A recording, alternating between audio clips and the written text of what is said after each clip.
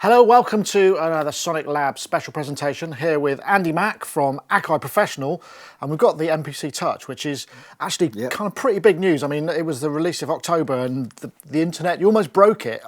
So it's great to see this in the flesh. I mean, it's a very different kind of MPC to previous, although sort of the same, right? Yeah, no, it's just enhancing the technology that a lot of us have become accustomed to now. It's using touch technology, and it's making the MPC workflow just even faster than it originally was, and it brings out new features, and it really pulls you away from the need of the laptop. Everything that you do on the touch is directly on the control surface itself, and then once you get to that finishing point, then you can go into your door. But all the workflow is literally just focused on the hardware. So let's have a look at what we've got here. Obviously, the dominate in this is the massive touchscreen, right? Certainly is. Yeah. So just going through the hardware just real briefly. So we've completely designed the pads from the ground upwards. They're full RGB now. They're thicker pads, and if you compare these to previous MPCs, you will feel the difference instantly.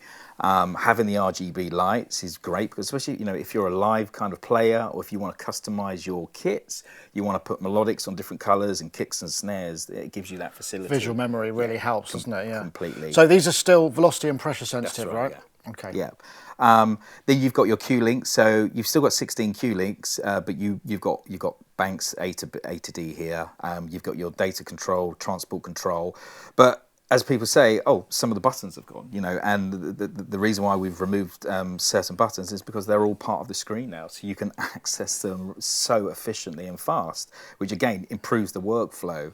And then on the back it's USB. You have USB power supply, audio outs, audio ins for sampling as well. So there's a built-in 44.1 sound card as well. Right. And then you've got MIDI in and out if you want to drive external modules or synths directly into the sequencer. So this all hooks up with the MPC software on the host computer. You got it. You could use another sound card if you wanted, if you had something else going on and you wanted, Yeah, if you want to use a different sound card and it's a part of your system, then so be it, you can do that. But I think people like having the alternative to have a built-in audio interface if they want to sample directly in or go out to outboard. So yeah. So I guess really one of the main things is about speed and workflow and how this whole platform has developed. So there's been major updates to the software to go along with what's happening in the hardware. So perhaps you can give us a little bit of a tour of what makes this kind of work more fastly. Yeah, that's a terrible word to use, but fastly. Yeah, fastly and efficient. So, and what I do, we'll create something now, then we'll go through some of the features and the way that you can get to the basis of a track, in a couple of minutes. So, what I can do, I can start off with my track one. I have my tempo here. And I have multiple ways to actually sequence now. So I can either sequence in real time with the generic pad format, or I can go to the grid edit and use the grid editor, or I can go to the step sequencer. So anyone who's making electronic production, the step sequencer, they will just find incredible. And let me show you why. So we can, let's build up a beat here. So we'll just make it 2 bars. I'll start my step sequencer. And I'm just gonna drop my kicks in here.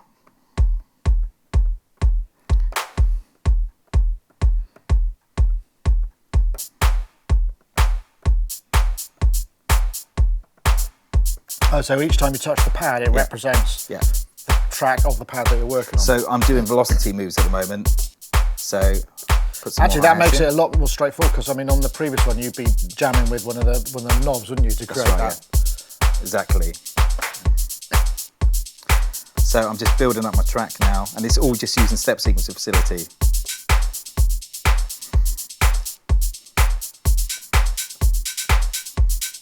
And then if you go to the grid edit, we can now see everything here. So say for instance you want to make your claps feel slightly lazy on like a house beat, what we can do, I can go to my claps here, and now if I take off my time correction, which is the quantize, go back to my grid edit, I got nudge, see, I can now nudge.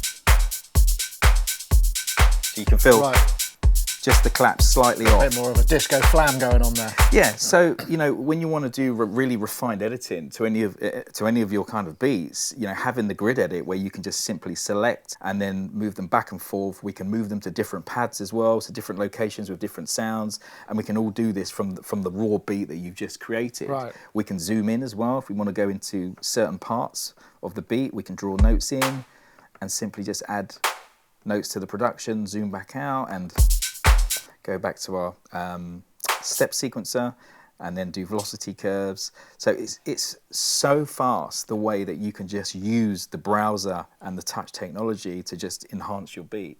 Any of the features that we want to go to, you know, it's so responsive. You know, just go here into different kits, zoom round, come out of here, go back to our grid edit.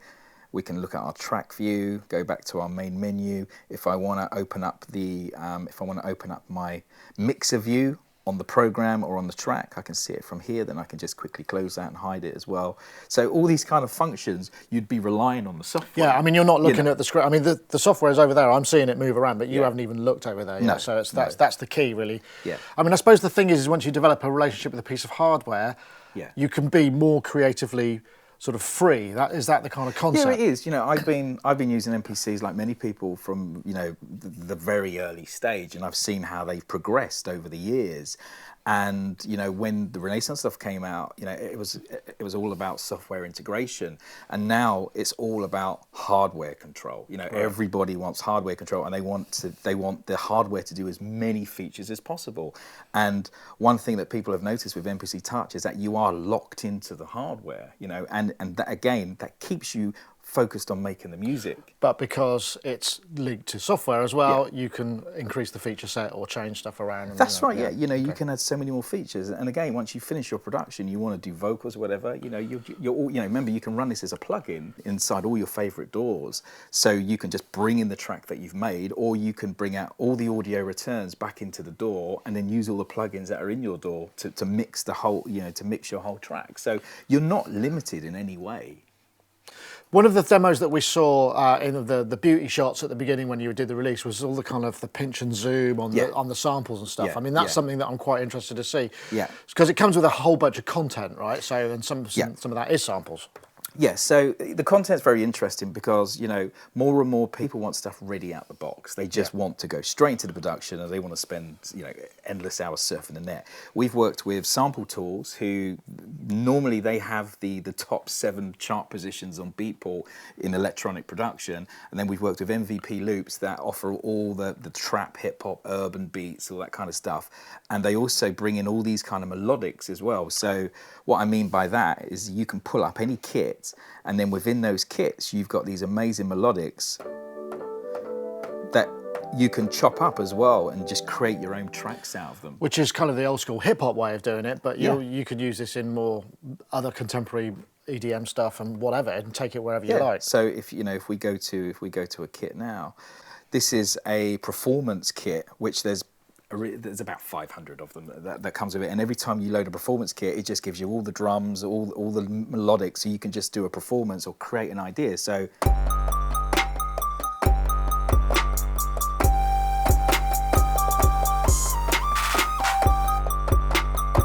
you know, and every time you load this up, you've got the full RGB, so you know what kind of sound is on there. And it's the same with all the electronic stuff, so we can just go here, bass, and then you can do the classic 16 levels, and features like that.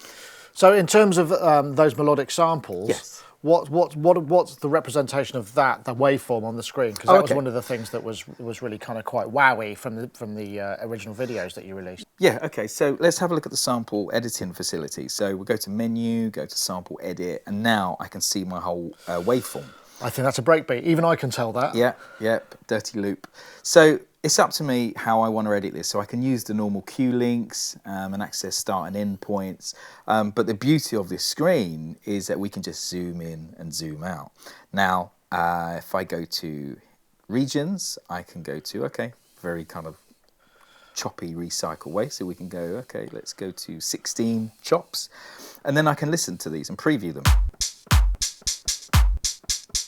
So So if we take the chops down to say maybe 8, and now they're already auditioned straight on the pads as well as we're doing this. So if I want to change the start point of this, it's just move it across, right? You want to zoom in, you can just zoom in, we can move across here, come straight out. And also, if I want to put in my own chops, just get the pencil, drop them in. And now, they've been added to my pad layout. If I want to erase, I can just go in and erase them. It's so efficient. That's really impressive. And I suppose the thing is that's one of the advantages over using this as a control surface, because it doesn't have to copy and chop up slight samples. These are just plain back regions, presumably. They're just markers for the file. That's right. And everybody chops samples, whether it's loops or stuff from vinyl, and having a facility like that where you can just zoom in, you can cut up all your regions, you can put them to the pads, and then you can make a program out of it. Again, it just keeps the workflow moving forward, and that's what people want, and to have a visual display to show you that. Less IT, more creative, Absolutely. I guess in terms of if you wanted to use this live as well, the fact that you can very quickly trigger phrases and colour code them means it's going to be a lot easier for you to use in a dark room or at a gig where there are challenges. It is, and just going on that live subject here, if we pull up a live kit, I can go to menu, pad color, so I can edit all my colors here. I go to single mode and I'll go to bright velocity. So now here's my kicks, melodics, put my tempo up.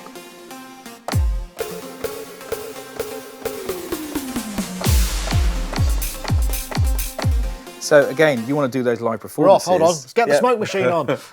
We're all there. And again, all the cue links are all mapped to all the sounds as well. So it seems like the responsivity and again, I can see over here that the screen is reflecting what's going on there, but you're just not even interested in looking at that. No, you don't need to. You physically do not need to. Once you get into this, that is it. You are just hooked. You are locked in to the workflow. You can just, like I said, you can access everything you want, the grid edit, go into the step sequence. Another effect that we've added, which is really cool and it's really enhancing the screen technology, is XY effects. So if I've got a track playing, hit XY,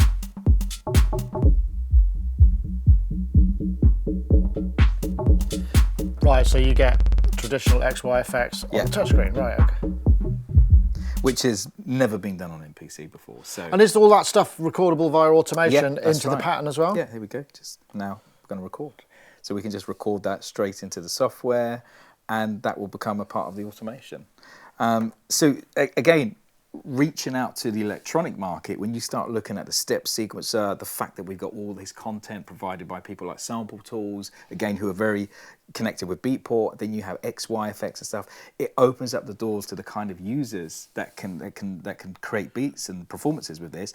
Then you can run it as a plugin inside Ableton, and then you've got your whole workflow inside that kind of door as well. So the possibilities for MPC now are endless. Right, so is it possible to process live audio through the MPC stuff using those kind of effects as well, or is it more for the actual creation of sequenced and well, if you're running the audio returns back into Ableton, then you can run live plugins directly onto these pads. But also remember, when we go into the pad, let's go into Pad Mixer. Now this is where I can control my volumes. So I'm controlling my volumes on each part of my pad. I've got my sends. I've got my effect sends for each one. I've got my mutes. And remember, these controls touch capacitive, so I can turn these on and off as I please. And these are obviously grouped as well, so we can do that. But also, if I go to inserts, as you can see, I can double click. I've got a reverb here, which I can edit, or I can just hit. Go to VSTs or audio units, see my VSTs, all by manufacturer, and then load up a plugin directly onto those pads. Now I can put 4 plugins onto each pad, 4 plugins onto a program, or 4 plugins onto a track. Plenty, yeah. So, and what's the interface like for those plugins once you instantiate them? Is it a sort of generic one? Yeah, but it's a generic UI that you'll see, and to be honest with you, you can obviously access your presets that you already have. Right. If you want to use the proper UI, then maybe that's when you turn to the laptop. But that's fine.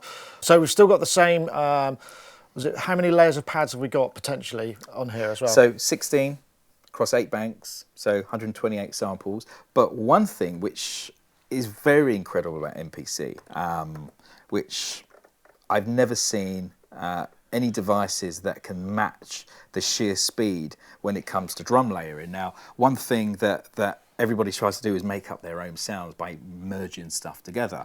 Now, MPC is no doubtly the most efficient way of doing that. So if we take any kit here, we can hit menu, go to program edit, go to sample, and this has got one trap snare on. And again, we can just go to here, we can go, so now there's a clap, we can go here and go, okay, bring that volume down, or double click, come out of that, go to another one. Let's find a snare. There you go. And then menu, sample, resample, hit, stop. Now I can send that directly to the pad, back resampled. Yeah, resampled. Now, if I had plugins on that, you can physically layer, sample, plugins, resample it back to the pad in a couple of seconds. That's impressive as well. Yeah. Right, okay. Interesting. And that's, again, just controlling what's going on in the software. Yeah, and I'm doing all that just by working on the screen. You don't need to go to the laptop to do any of that stuff. You know, so a lot of people, you know, let's be real here, a lot of people do edit their drums. They do a lot of craft in their own sounds. And when you can do things like that at that speed, it just makes the whole workflow more efficient and more fun. Yeah, right, that's awesome.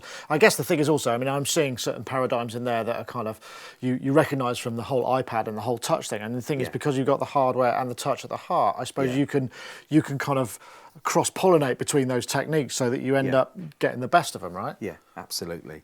And another great feature, which is one that I love so much, is the pad performance mode. So just say, for instance, we are on a new track, and again, we've got drum mode, plug-in mode, so I can now control my virtual synths. Right. Okay, we've got MIDI mode, so this is where we bring in our external synths, and then key group mode, which is the classic instrument, so you can sample all your own key groups and make your own collection of sounds.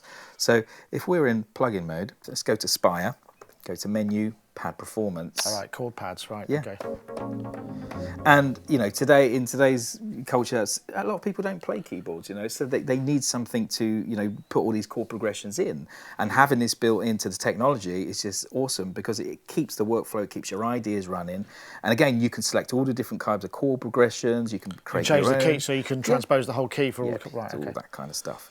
So let's just take this sound, for instance, put it into record mode.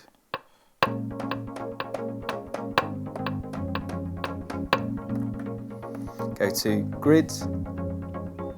Now I can now select some of these notes and just do some real cool stuff. So we can zoom back, and then I go to nudge mode. You can play about with the rhythm and it'll snap to the quantize, right? That's right. What about accessing the parameters of that? So, I mean, could you be, you know, opening the filter or whatever? Yeah. So here we go. I can lengthen these notes as well. So I've got my controls matched to Spire as well. I can record that as automation. So now, with that running, go to track 2, go to one of the kits. Now I can either go straight to the step sequencer, pick my kit, and we're away.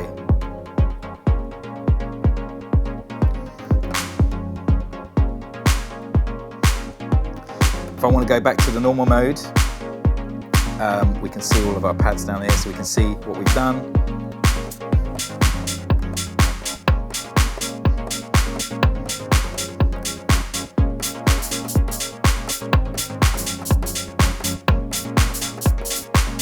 Again, back to step sequencer, drawing notes. So it's very easy to add feel using the step sequencer, which is actually normally quite a pain in the arse. Yeah. Excuse my French. And again, go back out. We'll put that synth on mute. Go back to here. 16 levels.